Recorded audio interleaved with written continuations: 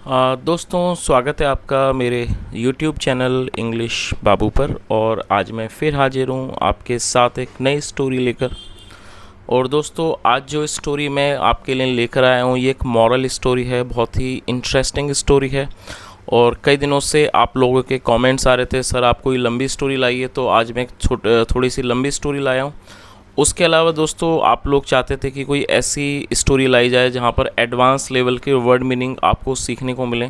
तो दोस्तों, आज की जो स्टोरी है इसके अंदर आपको कई सारे एडवांस लेवल के वर्ड मीनिंग सीखने को मिलेंगे, उनकी करेक्ट प्रोनाउंसिएशन के बारे में पता चलेगा। इसे बिल्कुल डिटेल में रीड करेंगे तो एक एक जो स्ट्रक्चर है ग्रामर का, आप उसे बड़े आसानी से समझ पाएंगे। तो ट्रांसलेशन के लिए, उसके अलावा रीडिंग के लिए जो वीडियो है बहुत ही ज़्यादा हेल्पफुल होने वाला है। तो चलिए दोस्तों, आज की इस कहानी को हम शुरू करते हैं। और सबसे पहले कहानी का टाइटल देखते हैं।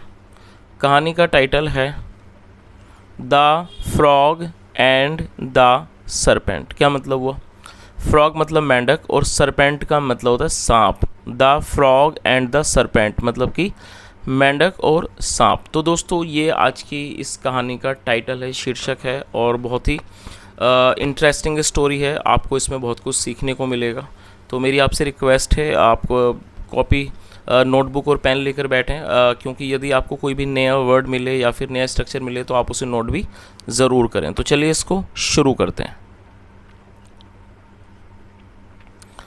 There lived a frog king by the name of Ganga Dutt in a deep well। क्या मतलब हुआ?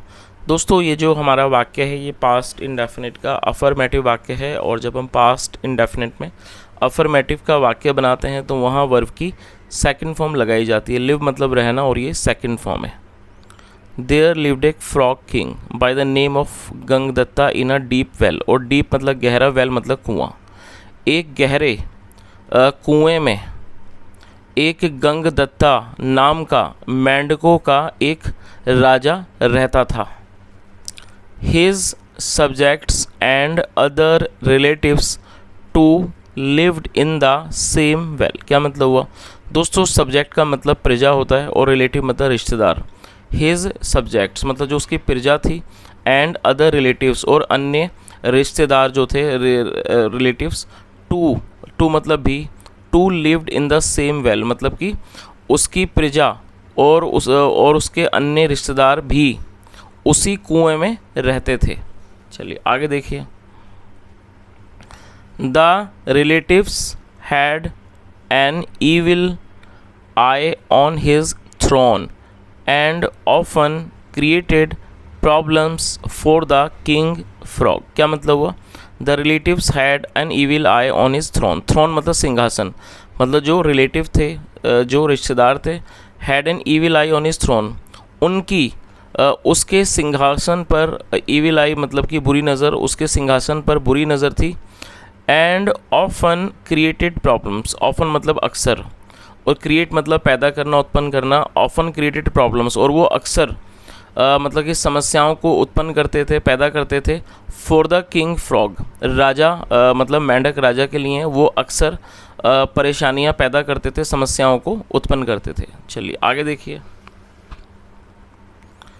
In order to disrupt the smooth working of the kingdoms and with a view to cause impediments, they hatched a plan with the connivance of a minister of the kingdom, and soon there was a revolt against the king frog। क्या मतलब हुआ? In order to का मतलब होता है के वास्ते, और डिसरप्ट एक वर्ब है। डिसरप्ट का मतलब होता है किसी चीज़ में रुकावट करना, किसी चीज़ में बाधा डालना, रोकना, उसे अवरोध करना, उसको डिसरप्ट कहा जाता है। और स्मूथ वर्किंग मतलब सुचारू रूप से चलना। तो इस लाइन का क्या अर्थ हुआ? In order to disrupt the smooth working of the kingdom मतलब राज्य की जो सुचारू रूप से चलने की जो वर्किंग थी उसको डिसरप्ट करने के लिए, उसको अवरोध करने के लिए।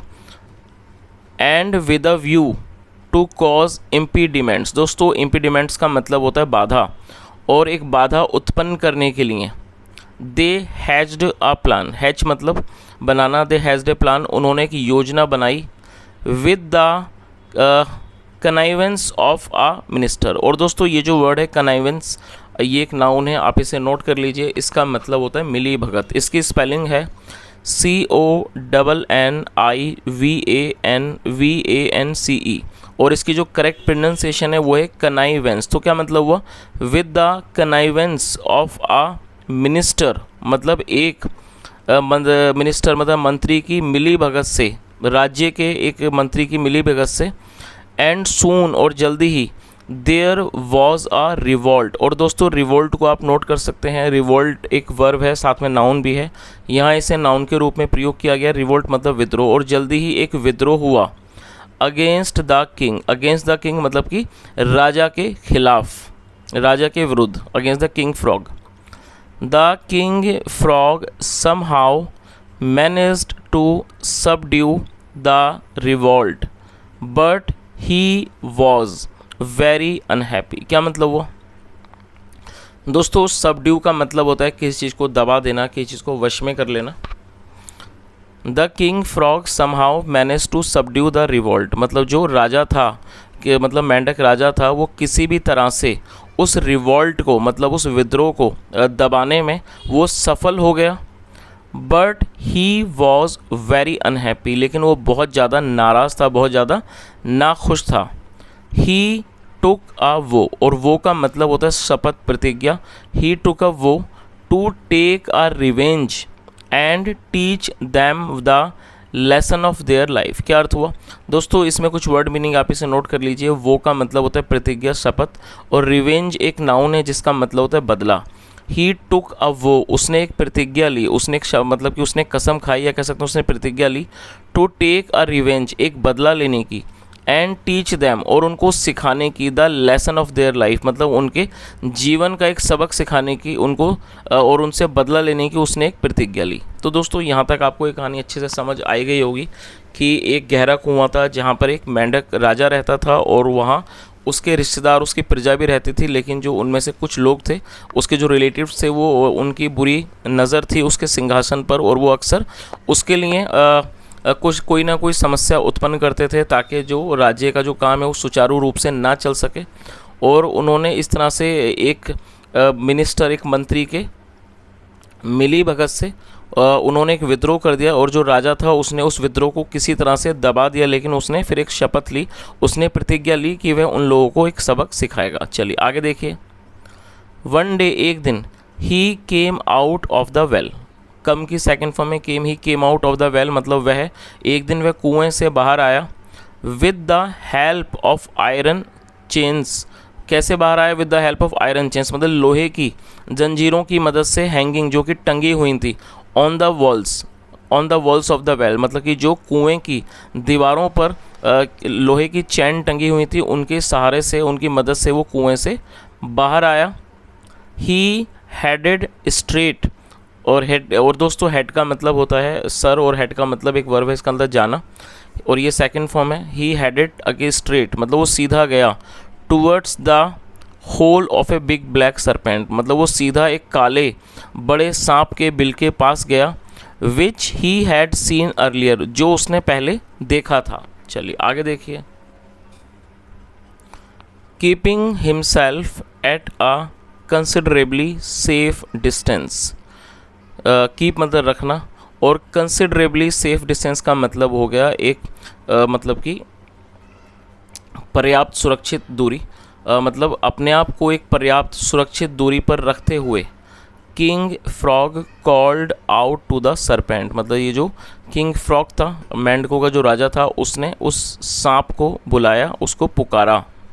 The serpent was surprised to hear a frog calling him मतलब जो सरपेंट था, सांप था, वो बहुत हैरान था। क्यों हैरान था? To hear a frog calling him कि एक जो मेंढक है वो उसको बुला रहा है, ये इस चीज़ को सुनकर वो बहुत हैरान था। He came out of the hole वह बिल से बाहर आया। चलिए आगे देखिए।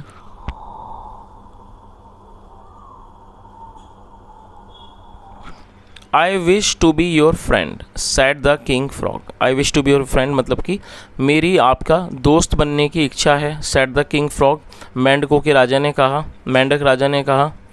But we are born enemies. दोस्तों आप इस वर्ड को नोट कर सकते हैं। एनिमी का मतलब होता है दुश्मन, और ये इसका प्लूरल नाउन है एनिमीज़। और बॉर्न एनिमीज़ का मतलब होता है जन्मजात दुश्मन। तो इस पूरी लाइन का क्या अर्थ हुआ, उसने क्या कहा? But we are born enemies replied the serpent, मतलब कि सरपेंट ने, सांप ने जवाब दिया कि but we are born enemies, लेकिन हम जन्मजात दुश्मन हैं। हाउ इज़ इट पॉसिबल, ये कैसे संभव है? I will make it possible, मैं इसे संभव बनाऊंगा। I have a proposal. और दोस्तों ये जो हमारा वाक्य है ये प्रेजेंट का पजेसिव वाक्य है। पजेसिव का मतलब होता है जब आप वर्तमान में ऐसा वाक्य बनाते हैं जहाँ आप ये दिखाते हैं कि किसी व्यक्ति के पास कुछ है, तो इस तरह का जो वाक्य है वो पजेसिव वाक्य कहलाता है, जहाँ पर हैज़ या हैव का प्रयोग किया जाता है हेल्पिंग वर्ब के रूप में। साथ में नाउन या जो भी वस्तु होती है उसे मेंशन किया जाता है। तो उसने क्या कहा कि I will make it possible, मैं इसे संभव करूँगा, संभव बनाऊँगा। आई हैव ए प्रपोजल, मेरे पास एक प्रस्ताव है। सैड किंग फ्रॉग, मेंढक राजा ने कहा। ही स्पोक, वह बोला। टू द सरपेंट, मतलब वह सांप से बोला। अबाउट इस प्लान, और स्पीक की सेकंड फॉर्म में स्पोक, इसका मतलब बोलना, बताना। He spoke to the serpent about his plan, मतलब उसने सांप को अपनी योजना के बारे में बताया।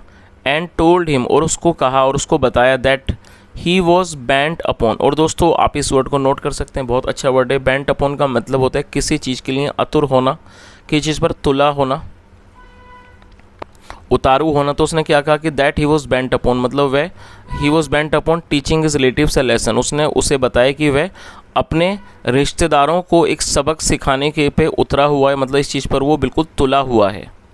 आई वॉन्ट टू पनिश दैम, मैं उन्हें सज़ा देना चाहता हूँ। I will take you to the well, और दोस्तों टेक का मतलब होता है ले जाना, और ये वर्ब की फर्स्ट फॉर्म है, और ये हमारा फ्यूचर इंडेफिनिट का वाक्य है जहाँ पर विल का प्रयोग हेल्पिंग वर्ब के रूप में किया गया है। I will take you to the well, मैं आपको कुएं पर ले जाऊँगा। एंड इन द प्रोसेस, और इन द प्रोसेस मतलब इस प्रक्रिया में, you can eat them all, आप उन सबको खा सकते हो। चलिए आगे देखिए। Is it a dry well, दोस्तों ये जो हमारा वाक्य है सिंपल प्रेजेंट का वाक्य है, और आपको ये चीज़ याद रखनी है कि जब आप सिंपल प्रेजेंट में वाक्य बनाते हैं तो वहाँ पर इज एम आर का प्रयोग हेल्पिंग वर्ब के रूप में होता है, और यदि आप उसे इंट्रोगेटिव वाक्य बनाना चाहते हैं तो हेल्पिंग वर्ब को पहले मेंशन किया जाता है। तो इज हेल्पिंग वर्ब है, और ये हमारा इंट्रोगेटिव सेंटेंस है, इसलिए इंट्रोगेटिव वर्ड, इसलिए हेल्पिंग वर्ब को सबसे पहले मैंशन किया गया है। ड्राई मतलब सूखा, तो क्या मतलब हुआ? Is it a dry well asked the serpent, मतलब सांप ने पूछा, क्या पूछा?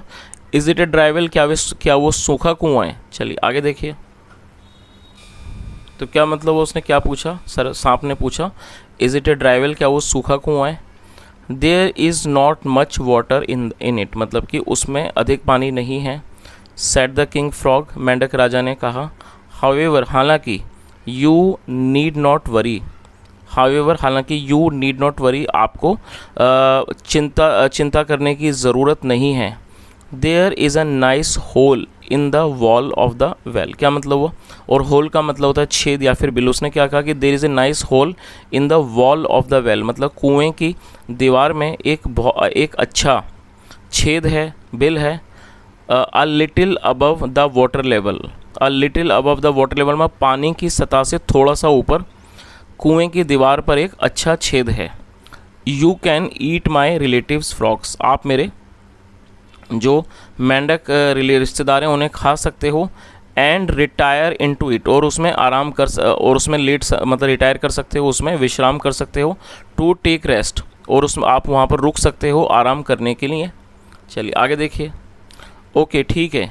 Lead me to the well, lead मतलब ले जाना, lead me to the well, मुझे कुएं पर ले चलो। I will teach your relatives a lesson, I will teach your relatives a lesson, मैं आपके रिश्तेदारों को एक सबक सिखाऊंगा। Said the serpent hissing loudly, hiss का मतलब होता है फुसकारना, लाउडली ज़ोर से। Said the serpent hissing loudly, मतलब कि सांप ने ज़ोर से हिसकारते हुए कहा। The king frog took the serpent to his well and said, और ये दोस्तों पास्ट इंडेफिनिट का अफर्मेटिव वाक्य है, और ये यहाँ सेकंड फॉर्म का प्रयोग किया गया है, टेक मतलब ले जाना, और ये सेकंड फॉर्म है took. The king frog took the serpent to his well, मतलब जो मेंढक राजा था वो उसे मतलब सांप को अपने कुएं पर ले गया, एंड सेड, और कहा, here live my relatives and rebels. उसने क्या कहा कि यहाँ मेरे रिश्तेदार और जो रिबेल्स मतलब जो विद्रोही हैं वो रहते हैं। You can eat them all, तुम उन सबको खा सकते हो, बट प्लीज़, लेकिन कृपया करके, spare my near and dear ones. Spare मतलब छोड़ देना, बख्श देना, लेकिन कृपया करके मेरे जो सगे संबंधी हैं, मतलब जो मेरे प्रिय हैं, आप उनको छोड़ देना। ऑल राइट, ठीक है, सेट द सरपेंट, सांप ने कहा, एंड एंटर्ड द वेल, और वो कुएं में प्रवेश कर गया, फॉलोड बाय द किंग, राजा के बाद, राजा के पीछे पीछे। चलिए आगे देखिए। There he started eating the frogs, क्या मतलब हुआ? One by one, there he started eating the frogs one by one, मतलब वहाँ वह एक एक करके मेंढकों को खाने लगा। As and when pointed out by the king frog, और दोस्तों पॉइंटेड आउट का मतलब होता है किसी की तरफ को इंगित करना, इशारा किया हुआ। As and when pointed out by the king frog, मतलब जैसा राजा मेंढक के द्वारा इशारा किया गया था और बताया गया था, उसके अनुसार वो एक एक करके मेंढकों को खाने लगा। सून, जल्दी ही, all the enemies of the king frogs, मतलब जल्दी ही जो दुश्मन थे ऑफ द किंग फ्रॉग, मेंढक राजा के, were eaten up by the serpent, मतलब उन्हें सांप के द्वारा खा लिया गया। आगे देखिए। Now it was the turn off the king frog and his family, और दोस्तों टर्न का मतलब होता है बारी। Now it was the turn off the king frog and his family, अब राजा मतलब मेंढक राजा और उसके परिवार की बारी थी। द सरपेंट सेड, सांप ने कहा, टू द किंग फ्रॉग, मेंढक राजा से, एज यू सी, जैसा आप देखते हो, I have finished all your relatives and rebels. उसने क्या कहा कि जैसा आप देखते हो, I have finished all your relatives and rebels, मतलब मैं आपके सभी रिश्तेदारों और विद्रोहियों को ख़त्म कर चुका हूँ। I have eaten your disloyal minister also, और दोस्तों डिसलॉयल का मतलब होता है निष्ठाहीन, लॉयल का मतलब वफादार, और ये लॉयल का ही एक अपोजिट वर्ड है, उसका ये विलोम शब्द है। डिसलॉयल का मतलब बेवफा या फिर निष्ठाहीन। तो उसने क्या कहा, I have eaten your disloyal minister too, मतलब मैंने आपके जो निष्ठाहीन मंत्री है उसे भी खा लिया है। Now I have nothing to eat except you and your family, और दोस्तों आप इस वर्ड को नोट कर सकते हैं, एक्सेप्ट का मतलब होता है सिवाय। Now I have nothing to eat except you and your family, मतलब अब मेरे पास आपके और आपके परिवार को खाने के सिवाय कुछ भी नहीं है। चलिए आगे देखिए। King frog realised his folly, और दोस्तों फॉली का मतलब होता है मूर्खता, और रियलाइज का मतलब एहसास होना। King frog realised his folly, मतलब जो राजा मेंढक राजा था उसे अपनी गलती का, अपनी मूर्खता का एहसास हुआ। He had befriended his enemy to achieve his own selfish ends and settle his score with the enemies। क्या अर्थ हुआ? और दोस्तों ये जो हमारा वर्ड है बी फ्रेंड, आप इसे नोट कर सकते हैं। बी फ्रेंड का मतलब दोस्ती करना, और ये हमारा पास्ट परफेक्ट का वाक्य है। जब हम पास्ट में कोई भी वाक्य बनाते हैं तो वहाँ हैड के साथ वर्ब की थर्ड फॉर्म लगाई जाती है। तो उसने इस लाइन का क्या अर्थ हुआ? He had befriended his enemy, उसने अपने दुश्मन से दोस्ती की थी। टू अचीव, हासिल करने के लिए। हिज ऑन सेल्फिश एंड्स, मतलब अपने खुद के स्वार्थी मतलब कि स्वार्थों के कारण, अपने स्वार्थों की पूर्ति करने के लिए उसने अपने दोस्तों से, अपने दुश्मन से दोस्ती की थी। And settle his score, settle score मतलब अपना बदला चुकाना, और बदला चुकाने के लिए विद हिज एनिमीज़, मतलब अपने दुश्मनों को के साथ का मतलब कि चुकता करने के लिए, हिसाब चुकता करने के लिए, और अपने खुद के स्वार्थी चीज़ों की पूर्ति करने के लिए उसने अपने दुश्मन से दोस्ती की थी। चलिए आगे देखिए। The king frog felt as if the god of death was in his hot pursuit. क्या मतलब हुआ? द किंग फ्रॉग फेल्ट, और ये फील की सेकंड फॉर्म है, मतलब जो राजा मेंढक था उसने महसूस किया जैसे कि if the god of death, जैसे कि मृत्यु का जो भगवान है, was in his hot pursuit, वो अपने हॉट परसूट मतलब कि पूरी तरह से आतुर हैं, वो उसके पीछे पड़े हुए हैं। He somehow managed to gather some courage, और उसने किसी भी तरह से मतलब कि साहस इकट्ठा किया, हिम्मत जुटाई। And said to the serpent, और सांप से कहा, नो प्रॉब्लम, कोई समस्या नहीं है। I will visit some other wells, मतलब मैं और भी कुओं का दौरा करूँगा। एंड पॉन्ड्स, और तालाबों का। एंड परसुएड मतलब समझाना, मनाना, और मनाऊंगा द फ्रॉक्स लिविंग देयर, और वहाँ जो मेंढक रह रहे हैं उनको मैं मनाऊंगा। To resettle themselves in this empty well, कि वो इस खाली कुएं में बसें। रीसेटल मतलब किसी जगह आके दोबारा से बस जाना। तो उसने क्या कहा कि कोई समस्या नहीं है, मैं मतलब दूसरे कुओं पर और दूसरे जो तालाब हैं वहाँ जाऊँगा, और जो मेंढक वहाँ रह रहे हैं उन्हें मैं समझाऊंगा, उन्हें मनाऊंगा कि वो यहाँ इस खाली कुएं में आकर रहें। Once they are in here, जब वो यहाँ पर हैं, you can feast on them, आप उन्हें खा सकते हो। विद ईज़, आराम से, सरलता से। दैट्स गुड, ये ठीक है। द सरपेंट बिकेम हैप्पी, जो सरपेंट था, सांप था, वो खुश हो गया। Do it soon I am hungry, do it soon I am hungry मतलब जल्दी करो मैं भूखा हूँ। Both the king frog and his wife, मतलब दोनों राजा, मतलब मेंढक राजा और उसकी पत्नी, came out of the well, वो कुएं से बाहर आए। And took to their heels, और दोस्तों ये टेक हील का मतलब सेकंड फॉर्म है, टुक टू देयर हील, इसका मतलब होता है जल्दी भागना, और वो जल्दी से दौड़ पड़े, जल्दी से भागे। नेवर टू रिटर्न, कभी भी वापस ना लौटने के लिए। To the same well again, दोबारा उसी कुएं में। चलिए आगे देखिए। चलिए दोस्तों, अब इस कहानी का जो मॉरल है वो भी एक बार देख लेते हैं। क्या मॉरल है? Never look to an enemy for help. क्या अर्थ हुआ? Never look to an enemy for help मतलब मदद के लिए कभी भी दुश्मन की तरफ मत देखो।